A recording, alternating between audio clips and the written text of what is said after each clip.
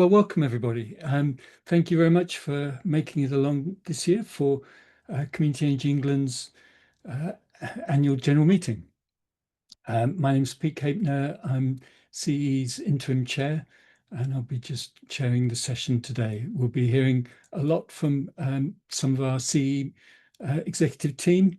And if we could just pass on to the next slide. We'll be covering all the normal things that you would expect to see in an AGM, as well as a bit of background to what we've achieved over the year. We'll be voting on substantive voting on the election of directors and our accounts, but we'll also be obviously touching on the minutes from the last meeting. So have the next slide. Just for those kind of obvious, I'm sure for most people, if you could just add your name and organisation to your Zoom name, so rename it so we can see, get a sense of to who's here, that would be great. The meeting is being recorded, and so if you don't want to be part of the recording, you can turn your camera off.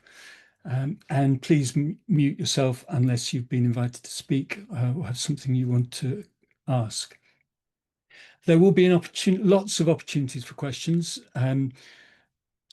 As we go, please put questions in the chat. There will be certain times during the session when you can ask questions verbally, and I'll ask you to raise your hand electronically, and we'll try and deal with those as we go. If you're having any technical issues, if you could privately message Lisa in the Zoom chat and she'll be able to help. And so, yes, an event page also in the Zoom chat, so you can access all the relevant documents there for today's meeting. So it's all been organised. So thank you. Next slide. So on the voting, we will obviously flag up when a vote is to take place. We'll use Zoom polling to conduct the voting. As in previous years, we appreciate that there are people here that are representing multiple organisations. So as well as the one organisation that you vote for online, you'll have the opportunity to put in your name and name of the organisation when you vote through the Zoom poll. But if there are other organisations that you're also eligible to vote for, if you could message again Lisa privately with the details of the organisations you are voting for and your votes, that would be really helpful. Again, if two voters are sharing the same computer, please do the same for the one person that doesn't fill out the Zoom poll. Privately message Lisa with your vote, and I'm sure everything will run smoothly. Okay, so just to kick us off, just a little bit about the organisation. I appreciate many of you will be familiar, but for those that aren't, established in 2014, group of community energy practitioners with the view of creating a single unified voice for the sector to government, industry, and the media. So we're a representative body for community energy organisations, but also for those that support and work with them. So we have members, obviously, that are both community, but also public and private sector. We provide a forum, a voice for experienced community groups, support new entrants. We're inclusive, working with a wider energy sector, including commercial and public sector, as I say, and with a clear vision, a thriving community energy sector integrated into and truly powering a fair zero carbon energy system, with a mission to create the conditions within which community energy is able to thrive and scale. So the network, our membership network, spans the whole country. We have online resources, large back catalogue of informative webinars on YouTube, which cover a variety of sector-related topics. We've created various ways to share news, share offers, funding opportunities and project successes through our network, including our member-only newsletter. And each year we run a range of online and in-person events, which are really well received, well supported, which enable us to offer a real collaborative space for our members to meet, talk and learn. And last year we consulted with members in each region and ran a series of regional conferences. This year we're running 2 national conferences, bringing together the whole network, the recent one in Bristol, and we've got one coming up later on in the year in Sheffield. So we continue to host our online member forums, including an all member forum and our community practitioner online forum in Lumio, both of which enable all CE members to connect with each other in one space. Again, really well utilized, with lots of good knowledge exchange happening within them. We also research the sector and promote the scale and reach of community energy, supporting members' work in their communities. So membership is open to any organisation that supports the community energy movement, including groups that are unincorporated. So membership adds weight to our collective voice, means that you have the opportunity to direct our work into the areas that you feel are vital to the progression of the movement. And the more organisations we represent, the stronger our voice. So if you're aware of community organisations that aren't yet members, please do encourage them to join. A link to more on community membership and how to join will be added to the chat. So please do kind of promote us where you can. So I don't believe have had any questions raised on the minutes in advance of the meeting. If anybody has got any questions, please raise your hand if not flagged up in the chat. Is there anything that anybody wants to comment on with the existing minutes? No, I don't see any queries or comments. So let's move on to the vote. So just a bit about the organizational structure and the people involved. If we can move on to the next one. So this summarizes our board. We've got a range of excellent board members. Looking through them, Saeed, 20 years experience in the sustainable energy sector, helped establish Community Energy London, where he's the current CEO. Kate, founder member of CE, chief executive of the British Hydro Association, founder member of the Greater Manchester Community Renewables, and works with Rossendale Valley Energy, and is now a GB Energy board member, non-exec board member. Noel, founding director of Big Solar Corp, worked in the community and content lead on the project for the last 5 years. Emma, CEO of Lendology CIC, brings a wealth of experience and expertise with a background in finance and community development. Alistair, Chief Executive of Plymouth Energy Community, successfully led the development of a range of community-owned enterprises, delivering local generation, retrofit, fuel poverty advice, as well as net zero housing projects. And Alistair, Mark II, Alistair Mumford, Director of Devon Energy Collective, committed supporter, as many of you will know, of the community energy sector, previously chairing Exeter Community Energy. Ollie, Chief Executive, Community Energy Pathways, body for community energy organisations, membership body for community energy organisations, which CE works closely with. Ollie's been also working in the energy sector for nearly 20 years. And Helen, our treasurer, became a trustee of Hartley Power and has enjoyed getting involved in their green energy initiative, lots of projects that benefit her local areas. So really powerful group of people, and it certainly makes decision-making and discussions at board level a lot more confident from an organizational point of view, to be able to rely on that level of expertise and knowledge.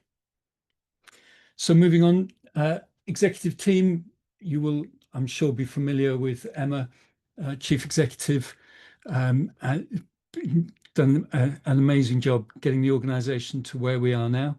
A very strong team on the policy side with Duncan and Josh, and the capacity building, big development of that with the Energy Learning Network, John and Joseph, and with Jessica starting on the ops just recently, Chief Operating Officer, and working alongside Lisa and Kim. It's a really strong team. So if I could then pass on to Duncan and Josh to give us a bit of a feel for the policy of advocacy side. Duncan. Hello, everybody. I'm Duncan Law, Head of Policy and Advocacy, and Josh is my colleague. You'll hear from both of us. So policy and advocacy continues to be an absolutely key pillar of what we do, and goodness, it's been a busy year for the team.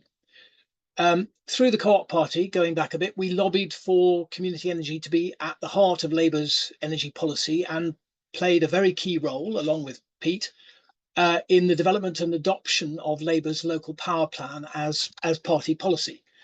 The government has pledged it will deliver the biggest expansion of support for community energy in British history through the local power plan.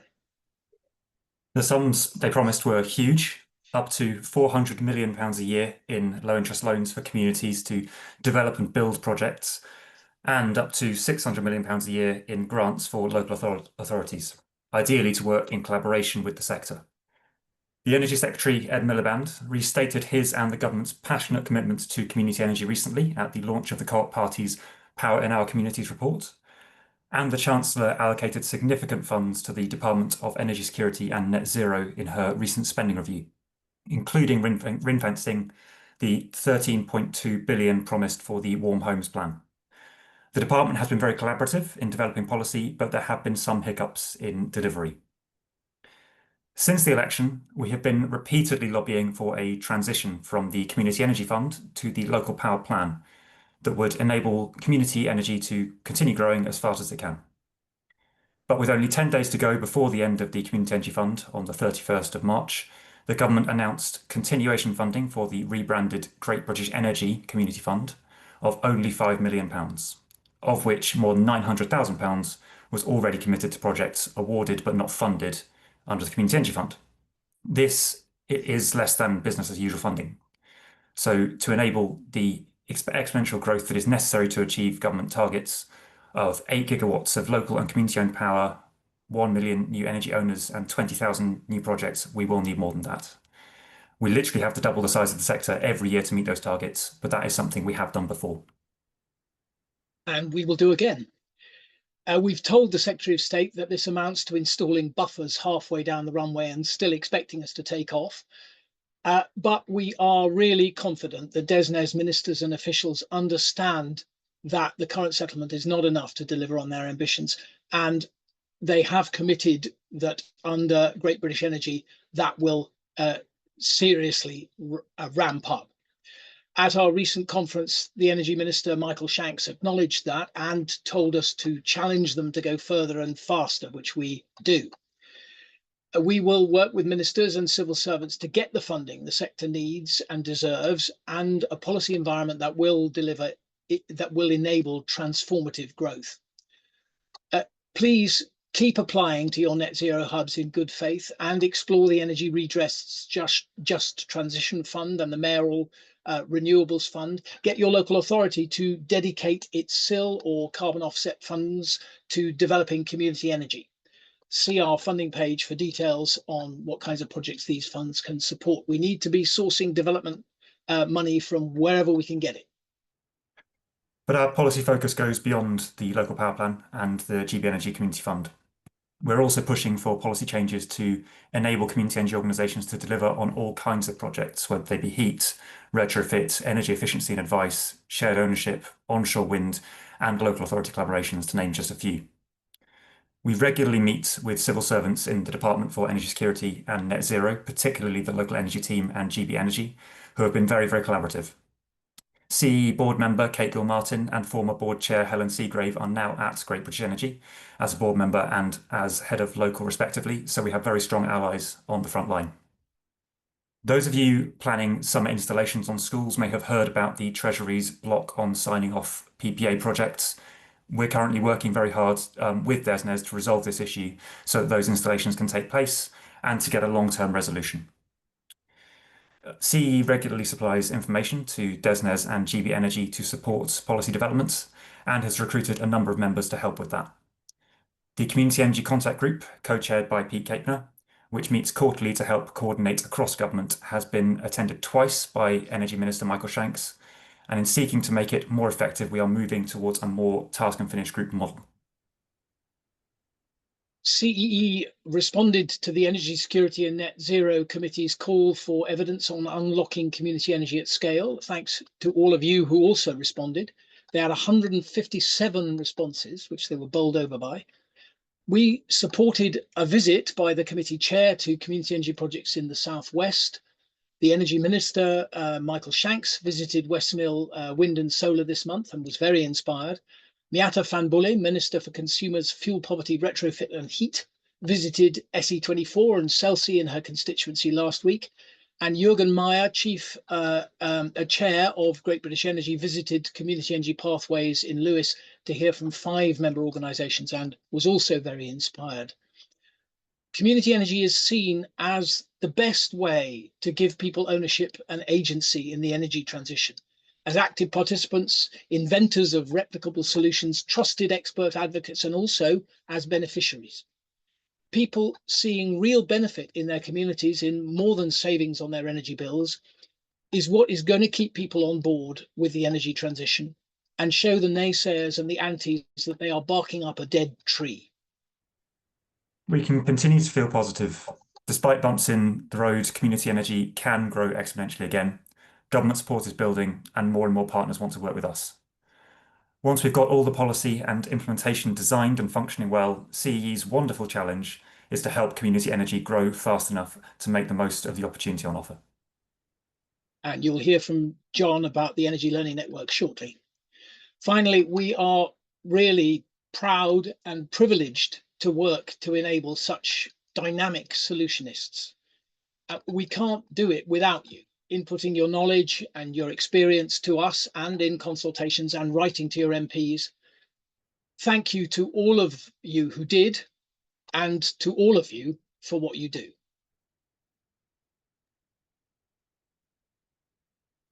Great. Thank you, Duncan. Good afternoon, everyone. It's a pleasure to be speaking to you all today as CEE's Head of Capacity Building and Strategic Development.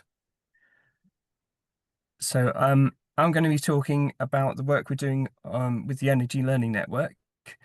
This is our significant UK-wide collaboration for the community energy sector. It's a 3.5-year-long programme delivered with £1.5 million of funding from the National Lottery's Climate Action Fund. It is overseen by our partners, climate charity Ashton, with work packages being delivered by the Centre for Sustainable Energy, ourselves, and the other national community energy bodies representing Scotland, Wales and Northern Ireland. Its overall goal is to provide resources, training and capacity building to scale up the ambition and impact of the community energy sector across the UK, as well as improving public and partner awareness about community energy, such as local authorities and others that will be able to host our projects and team up with us, as well as the role of parish and town councils and how to widen diversity and inclusion within the sector. You can find out more about it on our webpage. Community England's particular role in the Energy Learning Network is to lead on the following work themes. First of all, enhancing the national online resources through our website and curating a programme of training and events to accelerate understanding of viable business models and help members become more effective social enterprises. Using the data from our State of the Sector reports to inform the strategy and delivery in the reports in the sector, and to create an enabling environment for community energy to flourish by improving relationships and partnerships with other key national institutions and stakeholders. And of course, we are seeking input from you, our members, as well, for what would be the most valuable to you to help you realise your goals. It's been running, I joined September last year. We've been working on it since then. In terms of progress to date, we have made some really good progress against these goals over the last year. With the online resources, we will be shortly publishing a major upgrade to the CEE website, making it easier to navigate and access for different audiences, with a comprehensive guide and library of publications and videos covering aspects of how to deliver community energy, whether you're a new entrant or an established member. This includes an ELN training resources directory that pulls together courses and guides that we've uncovered to date, sorted by topic and relevance, depending on where you are on your journey. We have also just launched our new community wind planning tool and map called votewind.org. Onshore wind remains the weak point in the National Clean Power Mission, and this engagement to accelerate the feasibility and site finding process, as well as to signpost people to others in the sector who can help them deliver community wind projects. Following feedback from members, our event series have focused on community energy shares and finance with Essex, and volunteer recruitment and team building with Unity. Both of these, if we're growing the sector, we need to grow awareness about community energy investments and to be able to bring new people in to both grow new organisations, but to replace people moving on to retirement as well. The 2025 State of the Sector research will further help us design targeted training for the sector, aligning us with the needs of GB Energy and Clean Power 2030 mission, and identify lesser served geographies and demographics. Working at the national level, we've been creating partnerships and opportunities for our members, particularly with organisations like the Church of England, sports charity Pledge Ball, who have great connections with sports stadiums and clubs up and down the country, the UK Warehousing Association for significant rooftop solar growth, the Net Zero Hubs, who work very closely with local authorities as well as administering the GB Energy Community Fund. A recent team up, we linked a member with the Open University as an example of creating new working opportunities and projects for our partners. And we're also looking to work with others like the Centre for Alternative Technology to build on their kind of qualifications and training they do around community energy literacy, and then pathways to get more qualified skills into the sector. Looking forward, we aim to do more on these topics, including shared ownership, apprenticeships and qualifications, legal toolkits, countering misinformation, and awareness of sustainable supply chains. I will now hand over to my colleague Joseph, who will go into more detail on our work around renewable heat and retrofit. Thank you. Good afternoon, everyone. I'm Joseph Davis-Coates. I'm our CEE's Heat and Retrofit Coordinator. And of course, heat and retrofit are in some ways two sides of the same coin, because in most houses, we need to do at least some retrofit in order to reduce their heat demand and make low carbon heating options affordable. This is urgent and important work, not only because heating our homes is a major contributor to UK emissions, but also because cold, poorly insulated homes have serious impacts on people's health and well-being.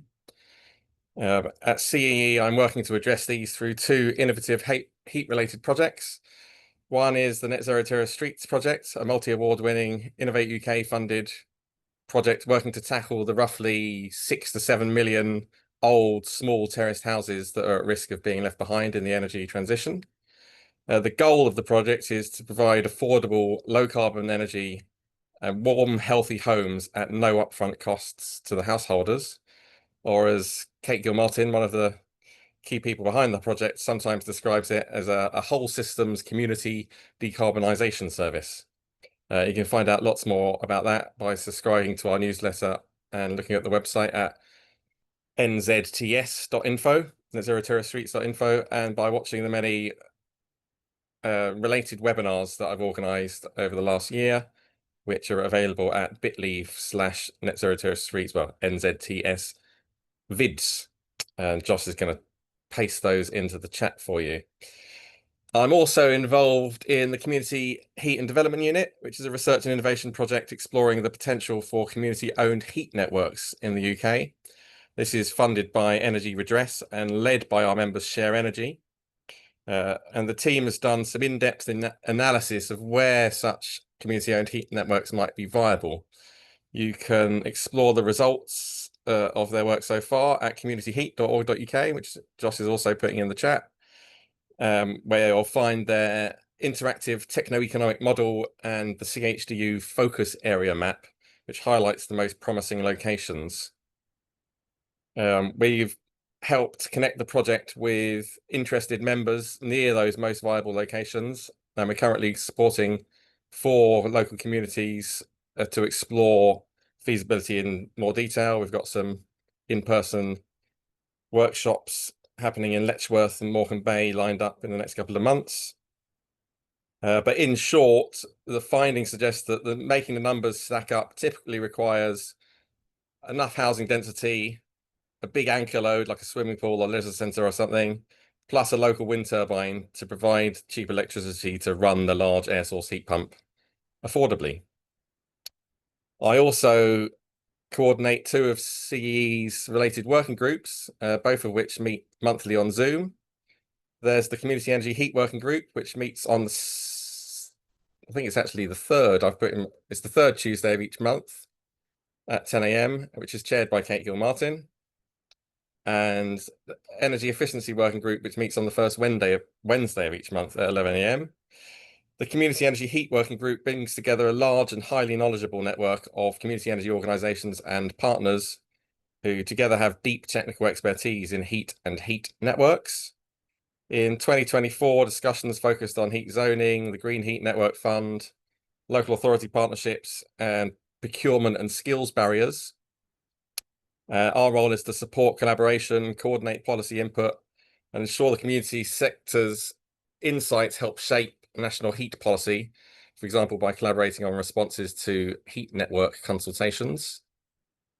The Energy Efficiency Working Group supports collaboration and shared learning on energy efficiency and retrofit, bringing together our members who are working on the front line of the energy crisis.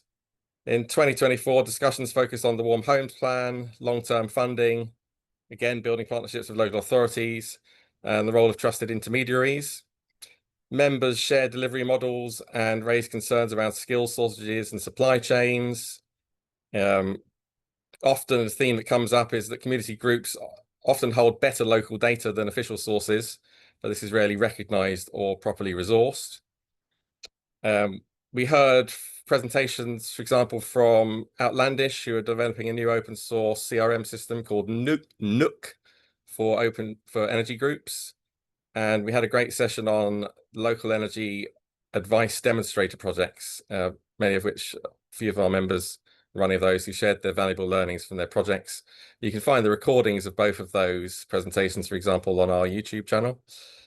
The groups help shape our collective policy asks and continues to inform our advocacy engagement with decision makers. And it also provides a valuable space for peer support and practical exchange on how to deliver retrofit that works for communities. Both groups underpin much of our policy and influencing work. We share concerns about fragmented funding, skill shortages, undervaluing of community-led delivery. A recent highlight, for me at least, I thought was presentations to both groups by Chris Twin, Letty's Retrofit at Scale lead, who emphasised the need to better connect retrofit and heat planning at the community scale, and the importance of developing local community-based integrated multi-skill teams, and the potential for community energy organisations to play a key role in bringing those teams together. To join either of those groups, drop me an email, and my email's on the slides, but Josh is going to whack it in the chat for you too. Next, it's over to Jessica. Thank you very much. Fantastic. Thank you, Joseph. So yes, I am here to kick off this section in terms of connections, research, and resources. So in terms of the state of the sector, which John already mentioned in the context of ELN. So looking back, I mean, we've been doing this for a while, and it's a collaboration between Community Energy England, Community Energy Scotland, and Community Energy Wales. No surprise that we're all working together for a UK-wide project, and it's sponsored by SP Energy Networks. So looking back last year for 2024, it was published in July, and it provides a overview of the sector and summary with key data. that demonstrates the scale and impact of the sector. So definitely look, it's all on our website, and it's definitely worth using because it's the most comprehensive set of data set for the community energy sector. It's used by government, the DNOs, funders for the sector, academics. It's a key output for influencing policy and funding support for the sector. So it's definitely worth, if you haven't already, seeing what the state of the sector said, because it's being used for lots of different things.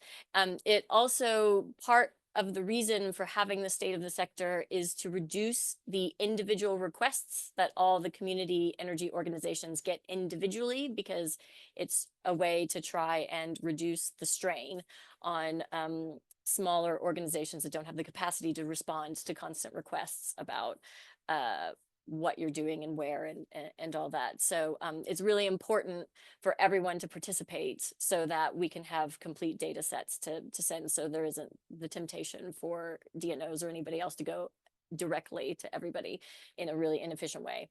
So we encourage you to share the outputs from 2024 with your members and investors, MPs, local authorities, neighbors, friends down at the pub. Just share it far and wide.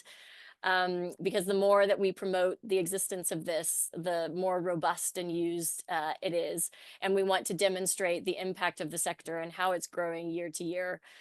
It also all feeds into our national community energy map. So it's all on the website. Thank you to everybody who participated. Looking forward, of course, many of you, hopefully everybody on the call participated in the call for the 2025.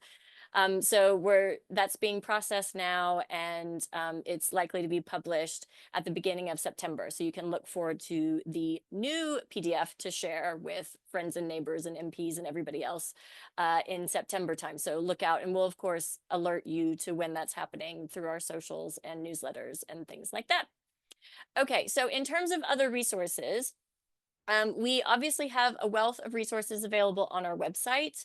You'll find our how-to pages with lots of information, advice, and resources about a wide range of topics related to community energy. They're laid out in useful sections for you to work through as and when they're relevant. And the topics are covered to help groups who are just starting out, and as well as more experienced practitioners. So wherever you are on your journey, there will be guides there for you. So it's worth checking in every so often as well, because there may be new things that you didn't think you needed at the time, but now you're ready to use. They're constantly updated, and also, of course, they're available to everybody, you know, all individuals within member organizations as well. So make sure that everybody knows that they're there. Mentioned by Joseph, we have our YouTube channel. You'll find previous webinars, recordings from the working groups, like Joseph said, and then we have specific playlists that group the different videos, which we hope is useful to you in terms of whether you're interested in heat or if you want to see recaps of the Community Energy Fortnight events, which we've just come to the end of. Councils and community energy, all kinds of topics are on there. So again, that's a really useful place to look if you have a question or if you're trying to explore a new topic area. So, and again, spread the word around that because it may be helpful to other people in the organization. And then finally, as referenced here, we have our national map, which was originally created in 2022, using the most comprehensive data set of community energy organizations and projects in England. It contains all the data that we have on sites of community energy activity, primarily renewable energy generation, but also some energy advice and energy efficiency services. So in 2024, we brought all of the map data into our new community energy data portal, enabling organizations to review and add to the data set. So it was relaunched in July last year with the new data set and coordinated with the launch of the state of the sector, because obviously there's overlap in there. So we encourage you to continue to add your data to the portal and the project sites. So, you know, the data is not just for Christmas and the state of sector, it's all year round. So definitely continue to update that as you go, because this map is such a useful resource for the sector, because we use it to identify potential MP champions and connect to MPs with their projects. The Co-op Party used it in their election campaigning. DESNZ and the Select Committee and many other organizations have used it to identify the work that's taking place in the sector in each region and smaller districts. So please, please, please do make sure that your data is updated. And then when we have the annual check-in with the state of the sector, participate. And then just generally, the resources are there for you to use. If there are any that are missing that you think would be really helpful, drop us a line. And we no doubt may have something that just hasn't made it to the website, or we can create new things using the shared expertise and the powerhouse of information that is you, all of our members working collectively. So that's it for resources. Now I'm going to hand over to Kim. Thanks, Jessica. Hi, everybody. So since our last AGM, we've been really busy bringing people together through our events, campaigns and collaborations that support and grow our network. So this slide just shows a screenshot of our annual report showing our year in numbers.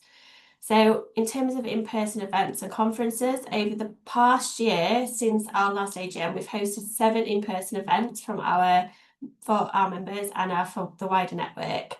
And one of the highlights in 2024 was the launch of our regional conference programme, running partnerships with some amazing organisations like Community Energy, South Pathways, UKPN, SP Energy Networks, Regen, Northern Power Grid and Unity.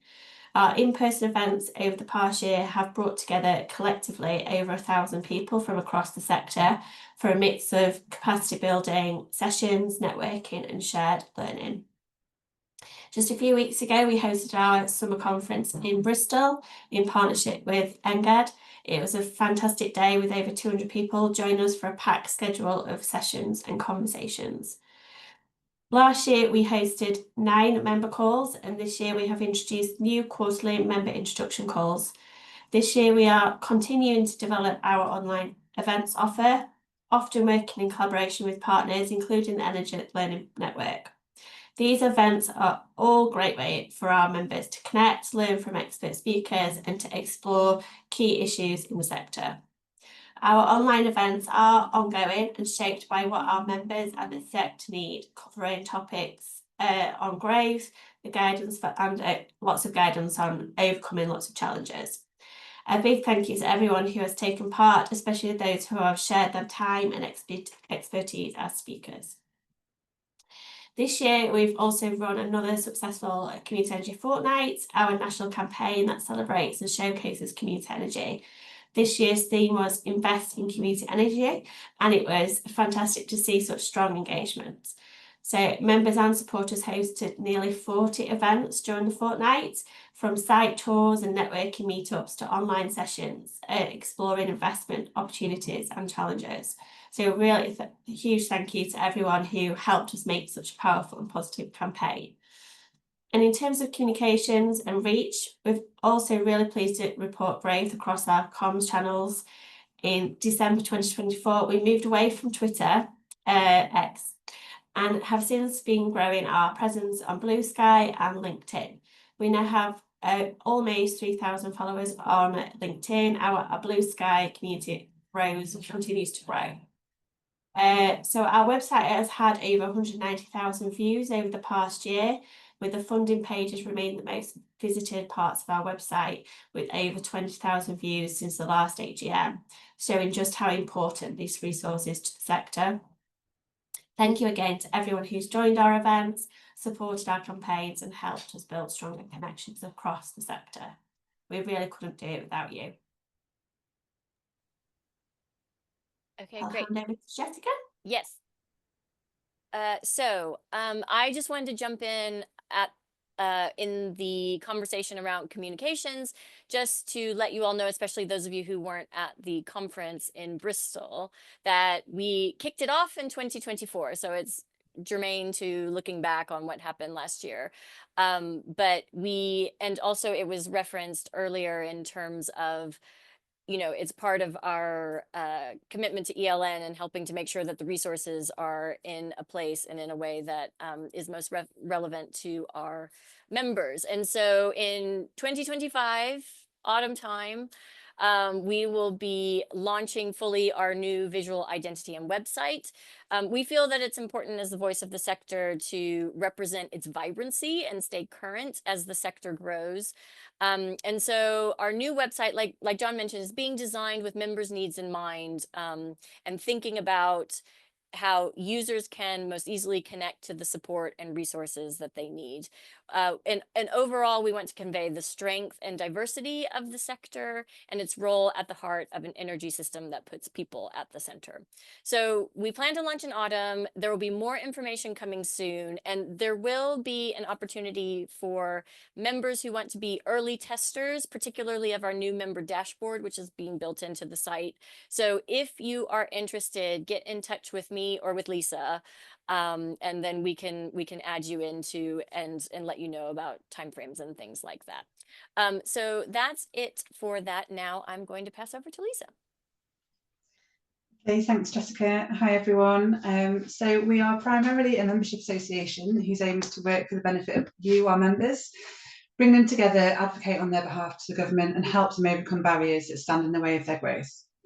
We are proud to support community members. The voice of organisations at all stages of growth and development are vital for our representation. However, it is important to note that not all of our community members are able to support our work for the sector financially through membership fees. And usually this is because they are very small or have just started out. And it's really important that CEE supports these organisations to help them continue to grow and scale. Membership fees are a vital source of income for CEE, and we are grateful to all members who are able to contribute. We are continuing to work with our community members to encourage all who are able to support our network and advocacy work financially. This slide shows a breakdown of the current CEE membership and confirms that community members continue to be the vast majority of our membership network.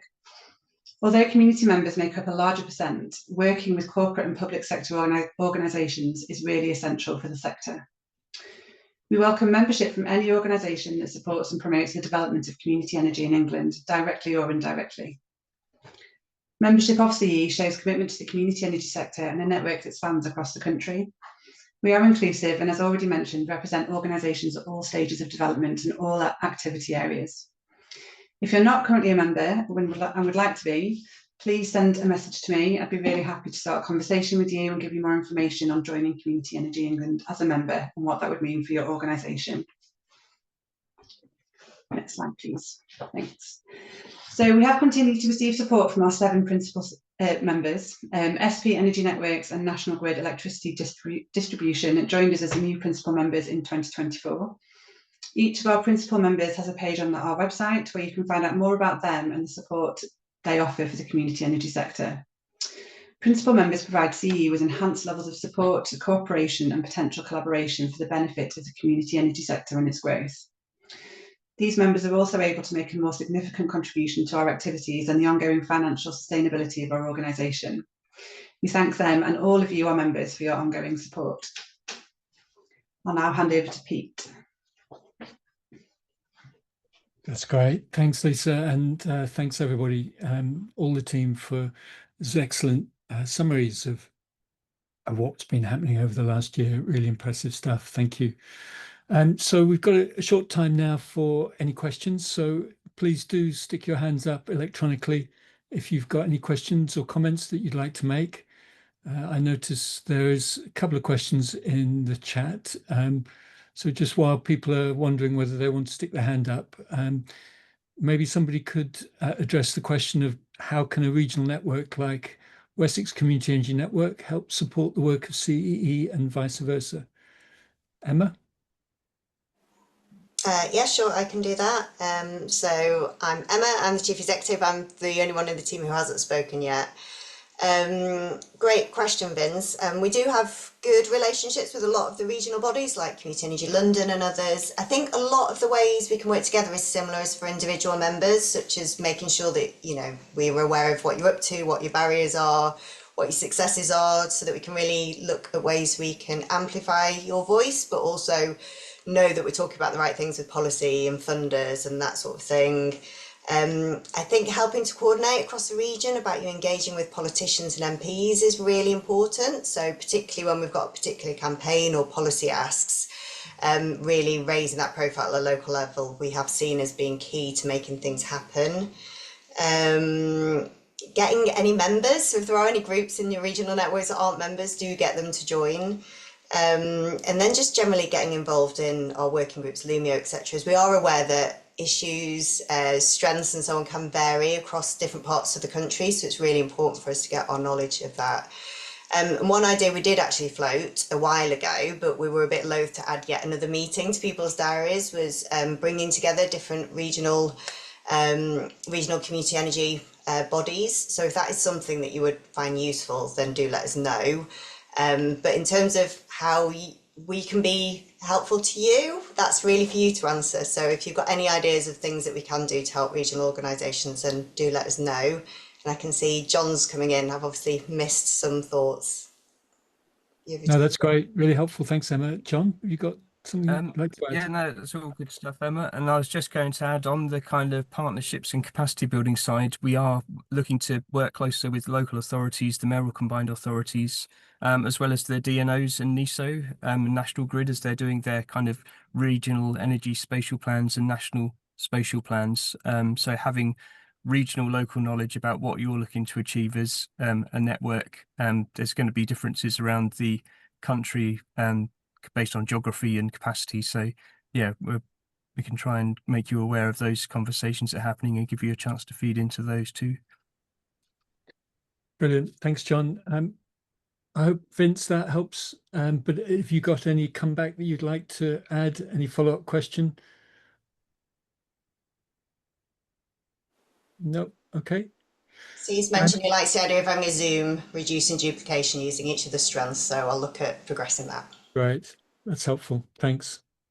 I still don't see any hands up. So just kind of going down the chat, I see a question from Philip from Sheffield Renewables. How can local generation access the national grid? Well, that's a big question. Does anybody from the team like to address that? I think we can. I think probably that's one that we might be best following up separately, as I don't think it's really CE, so it's not necessarily an AGM matter. So it's probably something that we discuss in one of our next events or working groups, so we can follow up with you separately, Philip. I know Philip from my days at Sheffield Renewables. So yeah, and I think the answer to that question will be very dependent on the type of local generation that you're talking about. So there's an involved discussion there to be had. I can say one word about work we're doing on grid connections.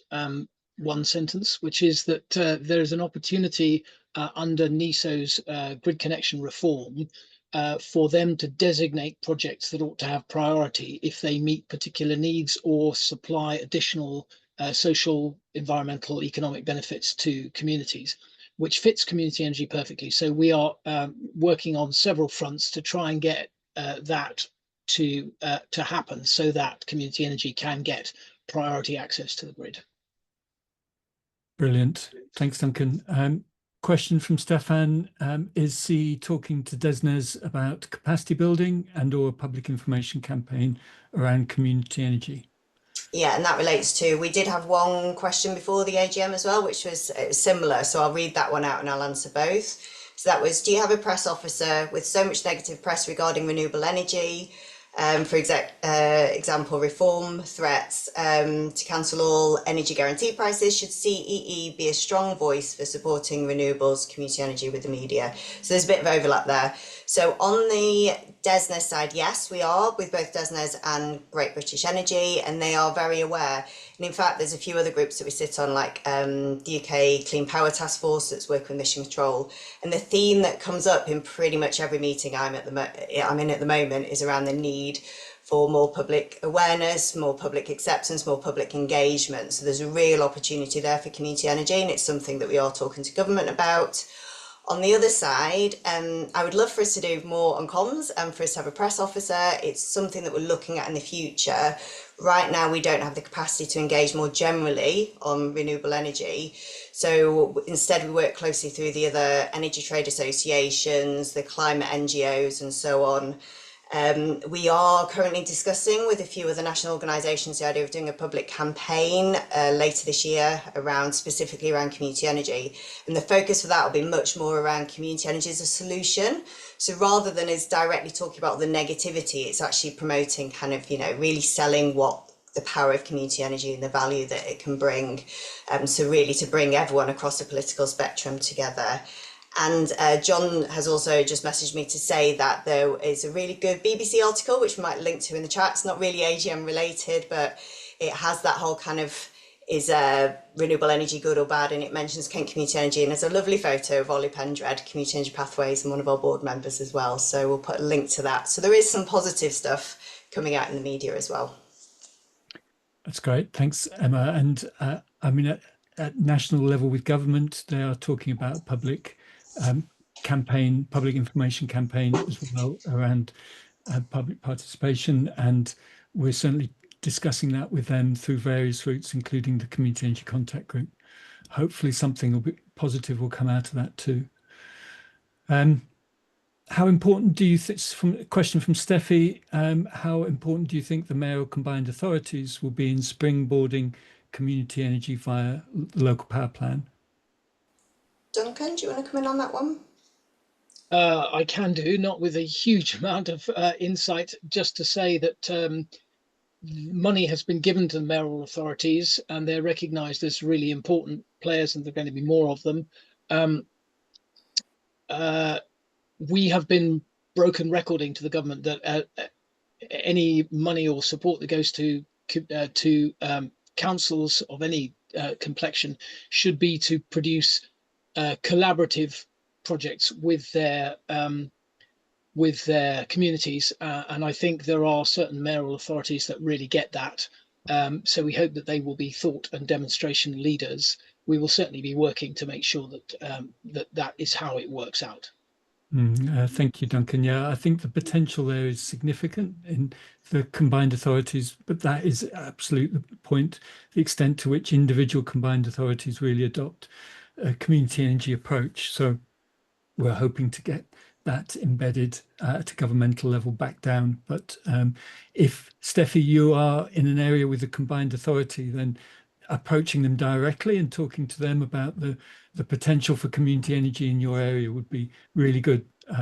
It'd be interesting to see what response you get and which combined authority you're approaching, and more generally from members and attendees here today, it would be great to get some feedback about your own experience of working with your combined authorities for those people that are in areas where they currently exist, but as Duncan says, they're going to be coming to an area near you if they're not already.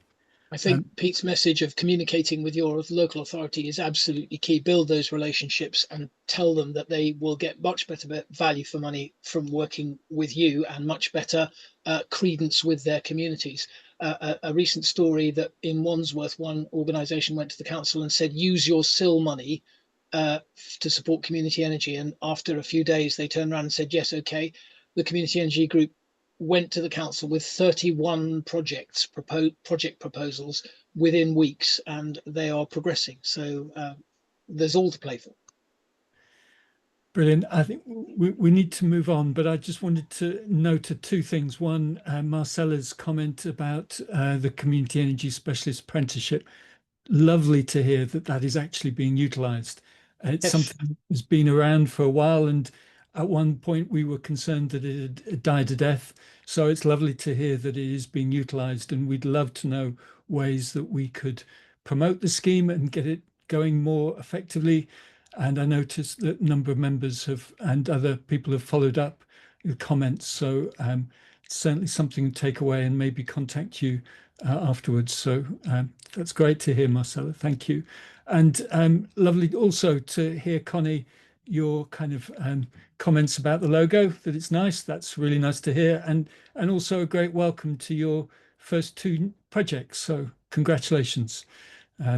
Hopefully the first of many. Okay, so unless anybody has any other burning questions, shall we move on to the next bit? Next slide, please. So Emma, over to you. Thank you, Pete. Where am I up to? Okay, yes. So, yeah, next slide, please, for the overview. So we're on to the voting for directors now. So just as a quick overview, so under our bylaws, we can have up to 12 directors. Most of them must be community members. The chief executive post, so whoever's a holder of the chief executive post, at the moment me, is appointed essentially as director ex officio. We can appoint up to 2 co-opted directors. So they essentially don't have to be members. They're there to provide any specific knowledge or expertise that we think that we need at a specific time. And then the rest of the elected directors need to ensure that there's appropriate representation for different types of members. So essentially, if our corporate or public members go over 10%, we need to make sure that we have representation from one of them. At the moment, you've seen from Lisa's slide that we're at 82% community, so there's no need for that. But obviously, in the sense of collaboration and the need for kind of how we need to address climate change and net zero, then we need to work across all sectors. So we do look to work across all sectors with our board as well. In addition, any director who has served 2 further AGM periods, so pretty much 3 years in total since being elected, need to retire by rotation, but they can restand and put themselves forward for election again. So on to directors resigning. So we've had 1 director stand down this year. That was our previous chair, Helen Seagrave, who you heard earlier, is now at GB Energy. So great for the sector, a loss for us. So just wanted to formally put our thanks there to Helen for all the significant contributions she's made both to CE as an organisation and the sector, and also a thanks to Pete for stepping into the breach in the meantime as we look for a new chair. Next slide. So these are our current directors. I will not go through these because Pete already has done, but just to say that this year, 3 of our elected directors are retiring by rotation and restanding, and 1 co-opted director is putting herself forward for election. So if we go on to the next slide. So the candidates in alphabetical order this year are Pete Capener, Bath and West Community Energy, who you've already heard from, Emma Lauer from Lendology, Alistair Mumford from Devon Energy Collective, and Helen Ryder from Hartley Power. And yes, so there are 6 spaces on the board at this election with 4 candidates putting themselves forward. So therefore, this is not a competitive ballot. So we're going to launch a Zoom poll shortly. Each candidate will be voted on separately. Unless there's a majority of votes against their election, that candidate will be elected to CE board. So basically, you think about each candidate in isolation. It's not competitive, so the votes don't matter in terms of who's on and who's off. Same rules as before, so if you're voting on behalf of multiple organisations, message Lisa with details of the organisations you're voting for, ASAP, and how you want to cast your vote. If you've got 2 voters on the same computer from different organisations, the registered person votes on the poll and the other person sends a vote to Lisa in the chat box. 1 CE member is able to vote, 1 member, 1 vote, essentially. And we have had some votes in advance. So I'm going to now give each candidate 2 minutes to introduce themselves before we go to the vote. I'm just going to check. Emma, are you still here? Emma Lauer? Yes, I am. I've got 2 minutes, Emma, and apologies, I've been double booked and something's cropped up. So if you wouldn't mind, if you could give me 2 minutes now, and then I will make a hasty retreat. So apologies for talking and then leaving. It feels very rude. That's fine. You go first, Emma, then we'll go to the others. Thank you so much. Well, good afternoon, everyone. It's great to be part of today's meeting, and I have to say it was a really informative, engaging session. So as Pete said, thanks to the team. I'm also going to read out a statement that's been written for me. So apologies if this sounds, this feels very unnatural to me, but this is what we're going to do. So I'm Chief Exec at Lendology CIC, and we're a pioneering social enterprise and community interest company that's providing accessible ethical finance solutions to support individuals in improving their homes and their lives. I've built a strong amount of partnerships with local authorities and community organisations that help us deliver affordable lending that tackles both housing repair, fuel poverty, and supports those energy efficiency measures. I've got around 10 years experience in finance, and I do try and look at every opportunity in terms of serving those underserved people within our communities. I've got a real strong commitment to social justice. I'm not a fan of a bank. If you haven't heard me rant about a bank, then please catch up with me at another time. I'm all for financial inclusion. I'm, as a co-opted community energy director, I'm going to bring insights into how community finance works and those initiatives, and I'm hugely led by community energy. Most of our customers who are looking for support with retrofitting, we challenge them to work with members of Community Energy England. So huge opportunity for me to continue to support Emma and the team here deliver their continued success. Thank you very much. Great. Thank you very much, Emma. Thank you. Right, so we've gone slightly out of order because Emma had to rush off, but if we go on to the next slide, then if Pete can just quickly say why he's putting himself forward this year. Thank you. Grand, thanks, Emma. Well, starting off from the point of view that, unsurprisingly, I think Community Energy England is a critically important organisation at this moment in time, with the setting up of GB Energy and a real opportunity to make a transformational step change in the level of support from government. And I'm delighted to be able to kind of have contributed a small part up until now, and would be really honoured if members felt I could continue to play a useful role in CE's development going forward. I can offer 40 years of experience of working with on renewable energy, energy efficiency, fuel poverty, with a strong focus on community energy, including time delivering practical projects and programmes, as well as experience at senior management and board level for national and regional NGOs. And now as co-founder and MD of Bath and West Community Energy, as an organisation, we've grown from a voluntary basis in 2010 to one with a staff team of 30 odd people, nearly 15 megawatts of community solar, and a significant pipeline of new wind, solar and shared ownership projects under development. Also a rapidly growing home energy retrofit service and several innovation projects on local energy markets. So I can bring knowledge and understanding of the challenges, opportunities facing community energy, experience of developing successful cross-sector partnerships and of energy policy and the wider sector, including as co-chair of the Ministerial Community Energy Contact Group. So delighted that BWC was a founder member of CE, and kind of really pleased that I can be able to step in for a short period now as interim chair while CE finds a more permanent appointment. Thanks very much. Brilliant. Thanks, Pete. And then we move on to Alistair Mumford. Bear with 2 seconds. Yes, so my name's Alistair Mumford. Hopefully I've met lots of you, and if not, I would love to meet you as well too. It's great to be able to find out what's going on across the community energy sector.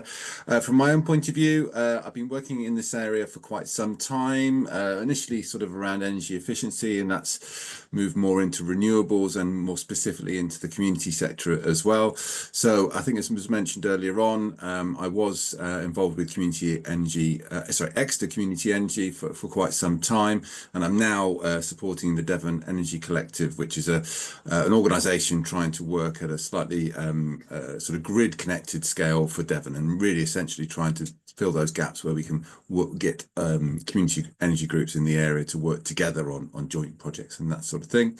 I suppose other things to mention, while I was at Devon County Council, I tried as much as possible, and I think there was some success in bringing community energy organisations into the organisation in terms of the delivery of retrofit services, and I think those involved, I'll say that was probably a good learning experience, and hopefully that's being built on, though of course I'm not at Devon County Council anymore.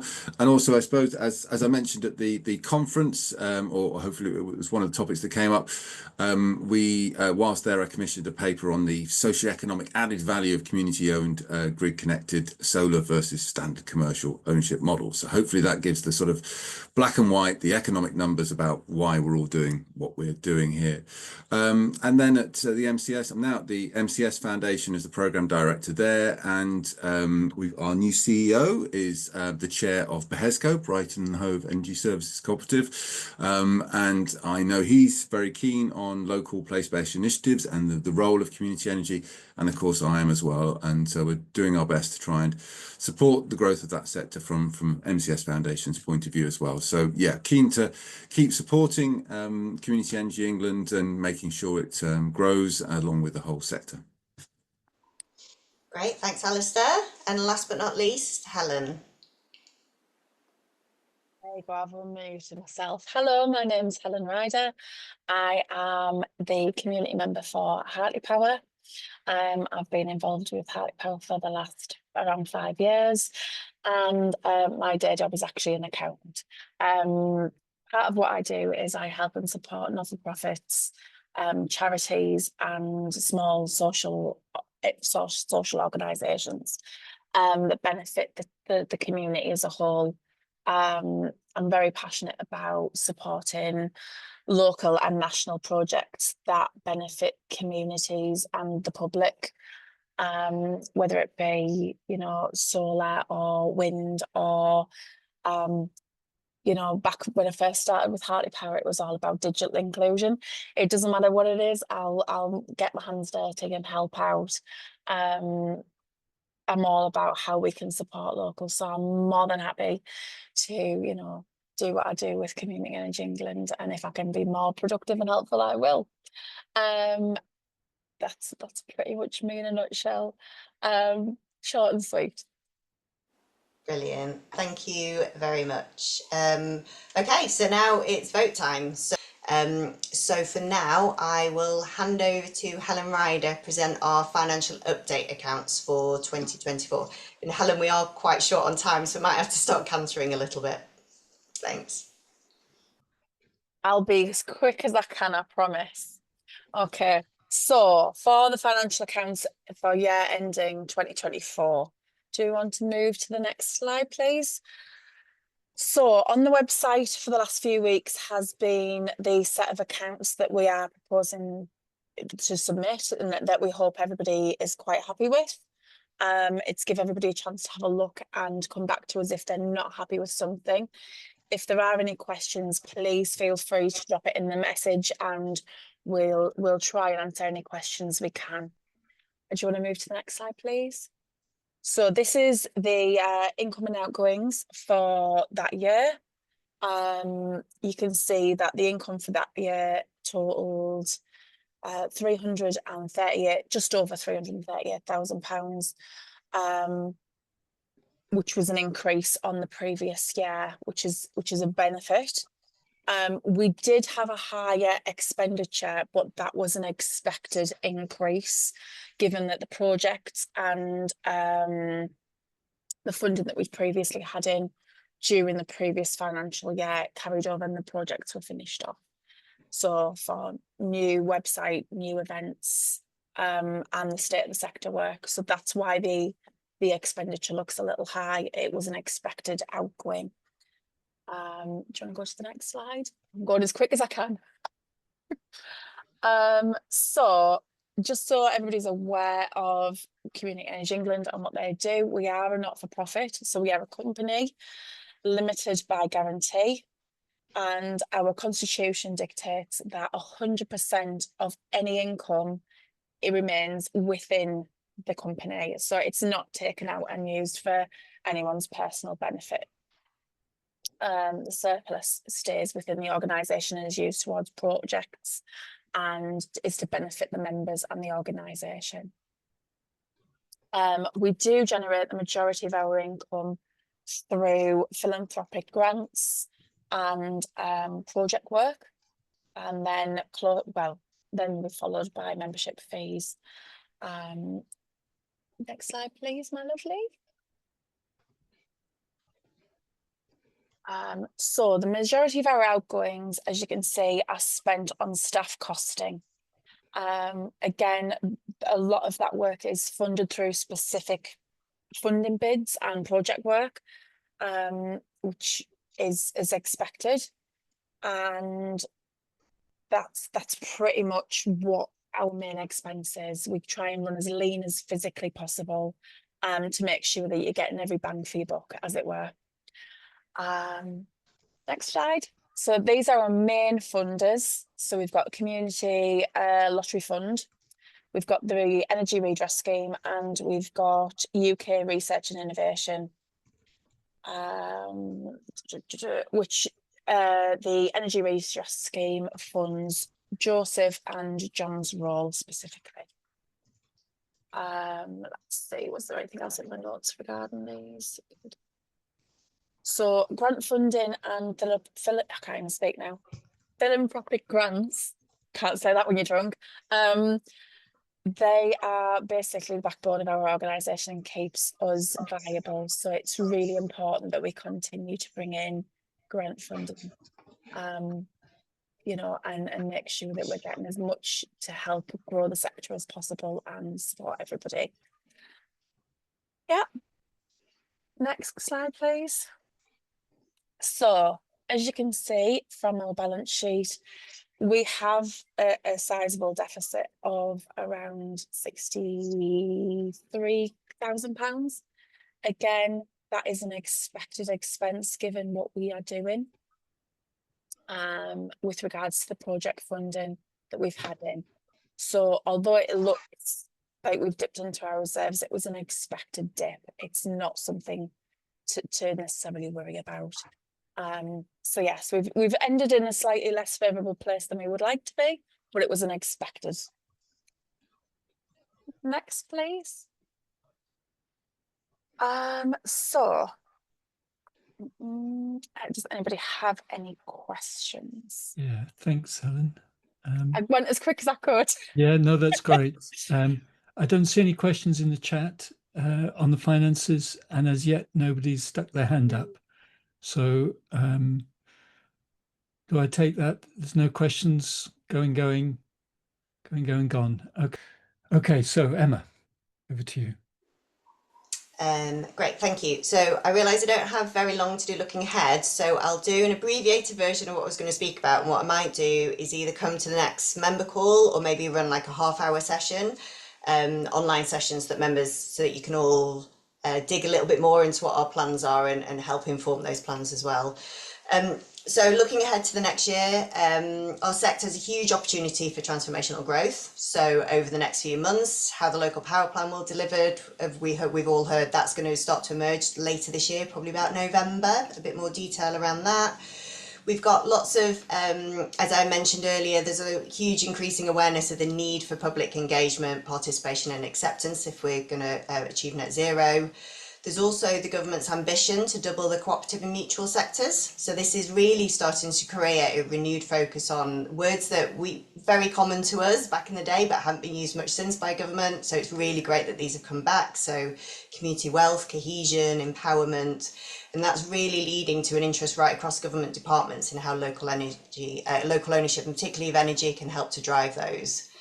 Combined authorities were mentioned before, so local government and combined authorities, we are seeing them see the opportunities of working with community energy organisations as partners to deliver better outcomes, better local outcomes. And we're also seeing an increasing interest from across the wider public and private sectors in community energy as well. So if we can capitalise on all of this, it will enable our more established community energy organisations to scale. So whether that's their activities, broaden their reach, develop sustainable funding models, and also open up community energy right across the country, so that to groups and communities that either previously weren't interested in community energy or just were unable to develop access or even benefit from energy projects and services. So there's a lot to play for. Of course, as ever, there are challenges and obstacles. I won't linger on those now, but suffice to say, more than ever, we need to ensure that community energy has a strong, unified, well-positioned central advocate to make sure that the government's high-level pledges are turned into practical, helpful and accessible support and funding. The wider public and private sector understand the value and need of community energy, and we as a sector have the knowledge and skills to grasp those opportunities. So moving on into a strategy, since we were founded in 2014 by the community sector, so that's really important. So I was a community energy practitioner, we were founded by community energy practitioners to act as its voice. We strive steadily to increase our expertise, our activities and our impact to respond to the needs of our growing membership. So we remain 100% focused on ensuring community energy grows in scale and impact. And that hopefully comes through on this slide, where our vision is a thriving community energy sector. Our mission is to create conditions for community energy to thrive and scale. And we'll deliver that by being a collaborative and value-driven membership association committed to growing the scale and the impact of community energy. Next slide, please. So I won't go into these in huge detail, but just to say that we are value driven, and so everything that we do is influenced by these values, which we've essentially turned into 4 ways of working. So one is around creating solutions through cooperation. So we believe that they are best achieved through cooperation and that we value diverse perspectives. We are, very importantly, our work is informed by our members. Secondly, we enable growth for the sector by remaining open to new opportunities, striving to improve, to being bold. Really, all of that is leading to ensuring that we set our direction to best enable the growth of community energy. And finally, connected for impact. So we aim to be collaborative, communicative, approachable. We work across the UK and beyond, and also across energy, cooperative, social enterprise sectors. And that's not just because we enjoy it, but that's really to increase ours and the sector's impact. So moving on. So we have 4 outcomes that we're working towards over the next 5 years. So firstly, a policy and regulatory environment that supports significant growth of community energy. So over the next year, our focus is obviously the local power plan, but of course, community energy is not just renewable energy. So we're going to be working hard to actually grow our policy team to ensure that we are representing the breadth of community energy, whole energy and whole place solutions, and really that we're working more closely with you as our members to amplify the sector's voice. We're also looking at increasing the coverage and accuracy of sector-wide data. So that's building upon our established sector research, really using that data to strategically influence policy. So as CE, we are uniquely positioned to be the voice of the sector. We've got a long track record, our representative nature, our engaged membership informs all of our work. And we do get reports back from our members that our policy and advocacy workstream is our most valued by members. So that's why really we need to focus on growing that capacity and ensuring that we remain a powerful and legitimate voice for community energy. Second is around increasing demand for collaborating and investing in community energy. So we do work closely with stakeholders and experts from across the sectors around raising awareness, creating support, fostering collaboration, advising on and advocating for funding. We've always had strong networks. But one thing that has changed over the past year is that we're really struggling to keep up with the growing requests that we are receiving from information, input and new partnerships. So over the next year, we're really going to be looking at how we can nurture our existing relationships and leverage those to help us drive that wider collaboration. And also really making sure that other organisations that are newly interested in community energy aren't just doing it to either jump on the bandwagon or even worse, attempting to gain or divert new support from community energy. Our third outcome is ensuring that community energy organisations across England have access to resources, support and skills needed to grow in capacity, scale and impact. So much of that is what we talked about before, so building upon our events, newsletters and so on. Our energy learning network is key to that. Really making sure that we're connecting practitioners so that you can learn, share successful business models, overcome obstacles. Some of the things that we're going to be doing more or new activity in the next year is around increasing role in helping to build capacity at local level. So getting more involved in helping that skills at a grassroots level, supporting and development and adoption of innovation within the sector. So we're going to be doing a hackathon soon. And really, as mentioned before, we're going to be looking at how we can increase our communications activity and looking at ways that we can help to respond to increasing requests for dissemination of learning. And then underpinning all of that is making sure that Community Energy England is a strong and sustainable organisation that can serve the sector into the future. So in particular for this outcome, it's continuing to make sure that we understand our growing membership's asks and that we're meeting the needs of both our current and future members. We secure stable funding to support the delivery of our strategy and increase our capacity. Even if that's temporarily, just as the sector grows and as the current opportunities are, we need to kind of flex a little bit in order to be able to address those effectively. And then, of course, ensuring that our team has access to the skills and knowledge that they need, and that CEE is a place where team members can thrive too. So that's a very, very quick overview. Very happy to speak to any of you about this more, and we will be sharing more information as the year goes and engaging our members in looking at specifically how we deliver that. So my last slide is our in-person events of the year. Final ones of the year is going to be November 17th in Sheffield, which will be our winter conference and awards. Registration will be open late summer. Do register early. We had to operate a waiting list for our last one, which is brilliant, but it did mean quite a few people missed out. We'll be opening nominations for the awards in August, and everything, including our online events, which aren't on here, will all be on our website. So just very quickly, just to finish, thanks so much to my team and board for all of their hard work and dedication over the year. And as ever, thanks to all of you, our members, for your ongoing support and also the inspiration you provide on a daily basis. Thank you. Thanks, Emma. That's brilliant. Just any final questions? A couple of minutes left. I just wanted to note in the chat the issue around diversity on the board. I think that's a really important one, and thank you for raising it. It is something that we're looking at, and we will look to kind of communicate with members about how we're approaching that. I know it's an issue that we face more widely in the sector. It's certainly an issue that we face in my own organisation, and it would be great to share learning, and lovely to see the information from Repowering. So thank you for raising that. Just to say, that's a huge passion area for mine as well. So if anyone has any ideas of how to do it better, then do get in touch. Thanks. Great. And if I could just kind of pick up on one point that Emma raised about capacity. We are in a kind of once in a generation moment, really, from organisationally facing the opportunities that potentially coming down the track for us. And as an organisation, we do need to be able to flex. And I think one of the things that we want to talk to members about is whether there are any ways that we can increase funding opportunities from those organisations, and I count BWC as one of those, that have done pretty well in the last couple of years through larger PPAs, and whether we can kind of provide some additional targeted support around some of the policy work, which CE is doing brilliantly and we will all benefit from.